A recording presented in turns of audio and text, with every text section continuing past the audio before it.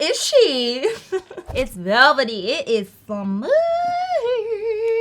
What's up, guys? Welcome back to my channel. So today I'm going to be doing my current makeup look with my lash extensions, because this is actually a big question that I've been getting asked, is how to do eyeshadow if you have lash extensions. I've been wearing eyeshadow. I haven't really had a problem with it like falling out onto the lashes, but a lot of it is what products you're using and also what brushes you're using. Like that makes a huge difference. So yeah, I just thought I would do like what I've been doing lately, my current, steps and all the current products that I've been using while I have these babies on. Honestly, it has made such a difference with like the time it takes for me to get ready. I can get ready so much quicker because it's like shocking how long it actually takes me to put on lashes, because I sit here and I try to perfect it. So now that I just have the extensions on, we're Gucci. So I start the skin prep with, whoa, am I almost out of this? Oh my God, I just bought this like maybe a month ago, but I'm gonna go in with my Makeup Forever Ultra HD Skin Booster. Really great product for getting that plumpness into the skin and just having it feel nice and hydrated. I also really love Smashbox Primer Oil. It's another one of my faves, and I kind of like rotate between those two. And then once you got that into the skin, I always like to go in with like a skin booster underneath my foundation, just because I feel like it does give you somewhat of a like inner radiance. So I'm gonna use the NARS Tinted Glow Booster, and this is in the shade Medium. And I kind of place it right onto the high points and then blend out just so we get a nice even coverage. And then brow-wise, Ultra Precise Brow Pencil. I have been doing my brows a little lighter though, so you may have noticed in the last couple of videos, I actually have been using the shade Taupe versus Neutral Brown. See how it just creates a nice outline, but it still looks very natural. So that's why I've been liking my brows to be on the lighter side in general. Mercury in retrograde is a real thing. This week has been a little crazy, but I feel like I'm trying to power through as best as I can. I'm really trying to just be like, no, you know what? It's all good. Oh, that brow. Oh, I love it because it literally just looks so natural. And then after I fill them in, I always carve out the bottom and then just use whatever's left over for the top just to really perfect the shape. And then I go in with this little combo. So this is e.l.f.'s Wow Brow. It's a tinted brow gel, but I actually mixed two shades. I know I'm so extra with my brows, but like I've literally just been loving this routine because it leaves my brows so sculpted, but still light and natural looking. So I first go in with the shade Taupe, which just kind of fills in the brows, but it does have that lighter color to it. And then just to blend it in a little bit, I'll go in with Neutral Brown of the same product. Ugh, it just makes your brows look so fire. This whole routine. Love. So I'm gonna go in with the Becky G Ola Chola collab that she did with ColourPop. I really like this palette because it's filled with a bunch of mattes. I forgot to freaking prime my eyes. So I'm just gonna take a few dots of concealer. You just don't wanna use too much, because if you use too much, it could get kind of like stuck down here to the lash line. So a really small amount just to even things out a little bit. And then set the crease with some translucent powder. Okay, so again, I'm gonna go into Low B right here, a nice soft medium brown. And you wanna take this on a blending brush. And I'm just gonna go straight into the crease. And this palette is honestly so pigmented, so you really don't need a ton, like you don't need to pick up a ton of product for it to look really good on the eyes. Then I'm gonna take a little bit of a more tapered brush and take the shade Loca right here. It has a little more warmth to it. And also place that right into the crease. All right, and then this is my favorite part. So you wanna take a dark brown. I'm gonna use Ruka down here. And this is the most important this is the most important part of doing eyeshadow with lash extensions, is you want a brush that is stiff. So okay, there we go. Do you see how stiff this is? So that when you're applying it, the bristles stick together. That's gonna lead to a lot less fallout than it would if you were, for example, using this brush, which is a lot more like flimsy at the tip and like bristly. I'm saying this specifically if you do have lash extensions because I know that this is a question that a lot of people ask. So I'm gonna go right in and hold my brush down towards the lash line and then smoke it out. And then obviously you wanna take a makeup wipe and clean it up from the edge of the eye straight into that brow. And look how fire that looks, like this. And I feel like it looks really nice with the extensions too. It just kind of accentuates it, especially because for me, my lash extensions, I asked them to do almost like a cat eye where on the edges we have the longer lashes. So again, this shape just really like accentuates everything. And then I always go in and like soften the edge of the wing just so it looks nice and like blended.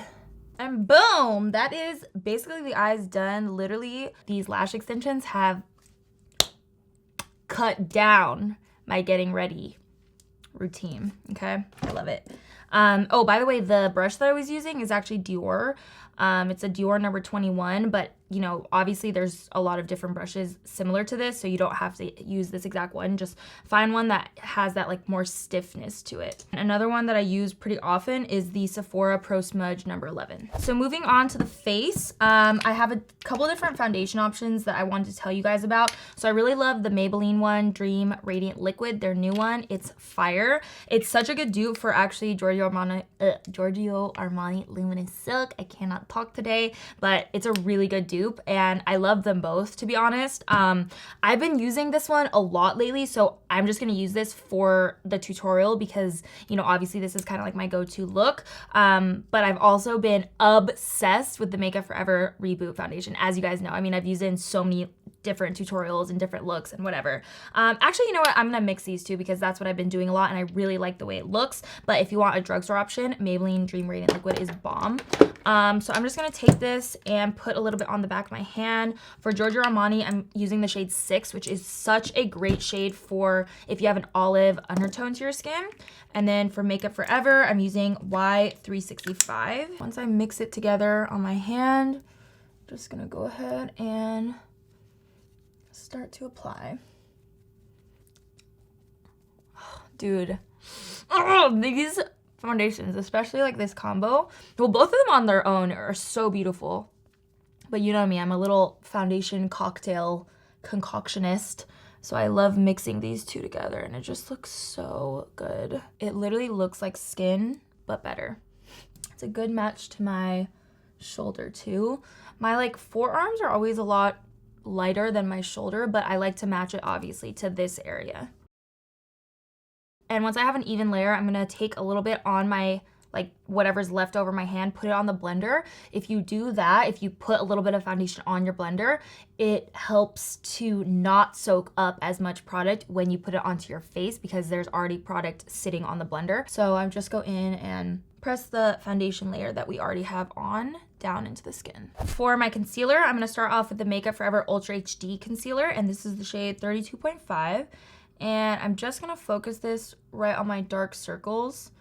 This is a really nice brightening shade, so it's gonna help cancel everything out. Put that on my nose too. And then I guess up on the sides of the nose, cause well, why not? And I guess on the chin, cause why not? And I guess at the middle of the forehead. While we let that sit, I'm gonna go in with the Milk Makeup Bronzer in Blaze. This stuff is so good. I recently started using this and I have been obsessed with it for my cream contour because it's just so easy to use. Obviously it's a little stick, but I take my brush and get the product on the brush and then use upwards motions to buff the product in to the cheekbones. And I even take this like pretty close in because that starts to make it look like a bronzy blush actually. And once the concealer has dried down a bit, we're just gonna go in and press that into the skin. Sometimes if I haven't done my makeup in a while and then I do it, I'm like, oh, that's what I used to look like with makeup on, you know what I mean? Like, it was a long weekend this weekend, so I didn't really, like, get ready for anything. And now I'm like, who is she? Okay, first layer done, so that was kind of like our correcting layer. Then I'll go in with the Milani Conceal Imperfect Longwear Concealer in 130 Light Beige. I'm just gonna take that a little further out this time. This is a really nice concealer. It's super lightweight, but very nice coverage. let that dry just a little bit. Just a little bit. And the reason I'm letting it dry is that is what's gonna give it even more coverage. And if you feel like your contour is coming on like a little strong, you can take a bit more foundation and just kind of press it into the area right underneath the contour. And you also want to take the concealer onto the upper lip too, because like in photos and stuff, a lot of times that can look shadowed and it can make you look like you have a mustache. So you want to take that concealer down a little further. And then we're gonna add on some cream blush. This one is from Kaja. It's in the shade 03 Bossy. I like to apply it pretty high on the cheeks to like lift them up. And then I've still been doing the little tip that I learned in Makeup by Ariel's masterclass with the Makeup Forever Matte Velvet Skin Powder. So he took this, if you didn't see that video, he took this and pressed it underneath the eye area and really like smoothed it out before even going in and baking. And I feel like it has made such a difference in how like my concealer sits throughout the day, but then also just how velvety and smooth it looks under there. And then I'm gonna go over that with Laura Mercier translucent powder and set right on top of where we just placed the Makeup Forever. And lately what I've been doing is really taking the time to like press this translucent powder into the skin, and that too really helps your concealer and stuff stay in place a lot longer, and I just feel like it gives it a more smooth finish. So when you're baking, really press into the skin. Then another little thing that I learned in that class is using these little triangle things for the nose highlight, I guess you could say, because I haven't been contouring my nose at all. I've just been using a translucent powder and obviously the concealer to highlight. And I just set the rest of the face with the same powder. It's seriously the best, dude. It's like, it's velvety. It is smooth. No, it really is. And then once we have everything settled down and settled into place, I like to go in with setting spray at this point and then let it dry just to soak up all the powder we already have down. Bronzer, we're going in with the Becky G ColourPop 310 shade. And then I actually go in and build it up with the other shade from the collab, which is called LA. And of course I'm using my Sigma Roxette Arisa bronzer brush. All right, so then for blush, I'm using Milani Luminoso. Look how pretty this like whole palette is. It's like so perfect for like bronzy, peachy, That's my vibe. That's always my vibe actually, but that's definitely my vibe recently. And I'm just gonna pop that right onto the apples of the cheeks, and it provides a really nice little radiance too, on top of just being a really pretty peachy color. And I love it because so many of you guys are tagging me as you're getting your V-Day kit that I created with Milani. So definitely continue to do so. It makes me so happy, and I love like stalking your guys' pages and like going and liking all your photos and stuff. I'm also gonna pop on another product that was in my V-Day kit with Milani. So this is their Stellar Lights highlighter palette in Rose Glow. Such a pretty highlighter. I'm gonna take the middle shade and whisk it onto the high points of the face. And at this point, I'll go ahead and wipe off this nose highlight as well.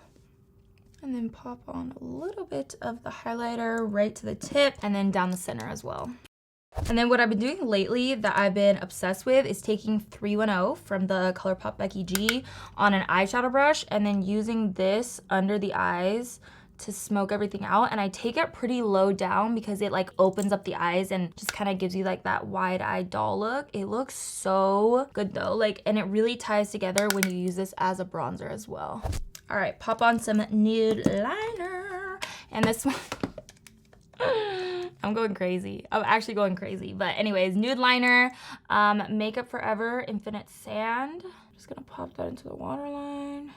And then I still add a little bit of mascara to my bottom lashes. Honestly, I'm not sure if you're supposed to do this or not. Obviously, you're not supposed to put mascara on the top lashes, but I don't know. No one ever said anything to me about the bottom, so I've still been doing it. I'm just gonna add a little bit more. Whoa, that was a lot. I was meant to say I'm gonna add on a little bit more blush, but to my nose, but that was kind of a lot. Why is that really like, it's really there now. Everyone's saying I have a nose job, guys, and I absolutely do not. Still my same nose I've always had, but it's just that now I contour it a little slimmer, so it really does make the appearance of a slimmer nose. So now for my lips, I'm gonna do my OG combo. This is actually MAC Oak and then MAC Cork lip pencils. I honestly think these are my favorite lip pencils of all time. Like, I just always go back to them. They're like the perfect color for me. I really like the formula. I don't know why it looks like it's like shadowing right here. So I'm gonna add a little bit of translucent powder right here before or while we do the lips. And then I'll wipe that off. And this just helps to like clean it up a little bit if it starts to look a little crazy under there. And then I use cork to go around the edges and contour the lips out. And then obviously like my lips, that's like the one thing that does kind of change a little bit. I always stick with the same color family, but product wise, I do switch it up. So I obviously love the Maybelline, I don't have it here, but Maybelline Naked Dare, bomb lipstick formula, okay? I also love NARS Belle de Jour. I use that one a lot. NARS Honolulu Honey. I really love all of these Smashbox ones. I've kind of been rotating through these, but these are the Smashbox Cream to Matte. I have Here For It, Not Today, which is a really, really pretty color. It's almost like a peachy, rosy color. It's so pretty. Or Stepping Out, which is more of like that 90s cool tone brown. Ooh, I kind of want to do that one today, actually. You know what?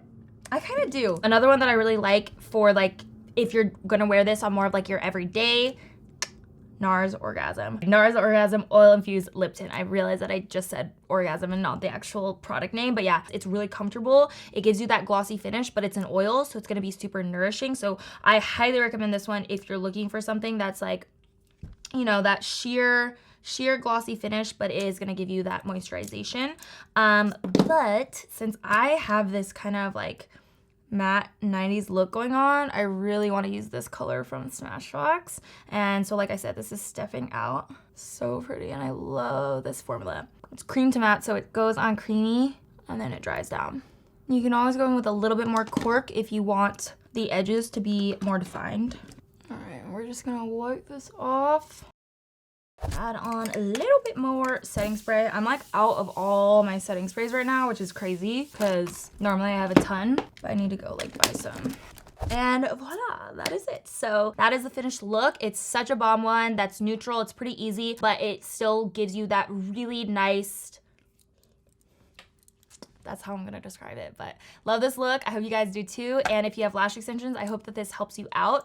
Because again, I was just getting a lot of questions on like how to do eyeshadow with lash extensions and not get that shadow fallout. So love you guys so much. Don't forget to subscribe, turn those notifications on, and I'll see you in my next video. Bye.